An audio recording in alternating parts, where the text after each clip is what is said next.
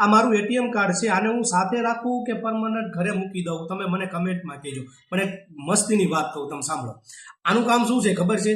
કે આપણે એટીએમની અંદર જઈએ અને આનાથી આપણે પૈસા વિડ્રો કરી શકીએ. પણ આ વિડીયોમાં હું એવી ટ્રીક સમજાવવાનું છે કે એટીએમ કાર્ડ વગર પણ તમે એટીએમની અંદર જઈને પૈસા વિડ્રો કરી શકશો. હવે જો અત્યારે એક નવું અપડેટ આવ્યું છે કે તમારી પાસે જો યુપીઆઈ હોય, એટલે કે તમે ઓનલાઈન કોઈ પણ મોબાઈલથી ટ્રાન્ઝેક્શન કરતા હોય, તો એ ટ્રાન્ઝેક્શન એમાંથી સ્કેન કરશો તો પણ બેંકના એટીએમમાંથી તમે પૈસા ઉપાડી શકશો. આ ફીચર કઈ રીતે વર્ક કરે છે, આનો કઈ રીતે ઉપયોગ કરવો અને આખી પ્રોસેસ શું છે ને એ વિડીયોમાં હું સમજાવવાનું છું. તો ફટાફટ આપણે જોઈ લઈએ કે આ એટીએમ વગર પણ પૈસા કઈ રીતે ઉપાડી શકીએ. એટીએમમાં એક ઓપ્શન અહીં તમે જોઈ શકો છો, યુપીઆઈ QR કેશ. એની ઉપર ક્લિક કરવાનું. તમારે જેટલા રૂપિયા ઉપાડવાના છે ને એ તમે અહીંયા લખી નાખવાનું. બરોબર, લખ્યા પછી અહીં બાજુમાં કન્ટિન્યુ છે ને એની ઉપર ક્લિક કરવાનું. હવે જો એની ઉપર ક્લિક કરશો ને તો એક QR કોડ દેખાશે.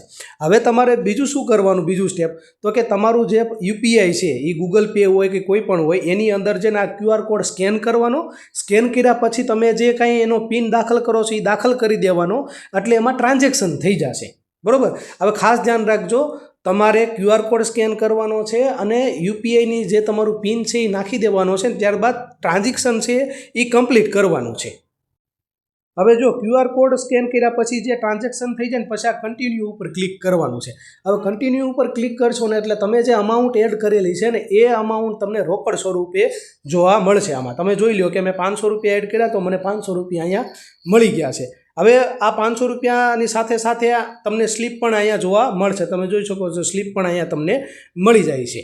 તો હવે તમે મને કહો કે એટીએમ કાર્ડ મારે સાથે રાખવું જોઈએ કે પરમનન્ટ ઘરે મૂકી દેવું જોઈએ? કમેન્ટ કરી દો અને વિડીયોને લાઈક કરી દો અને વિડીયોને શેર કરી દો.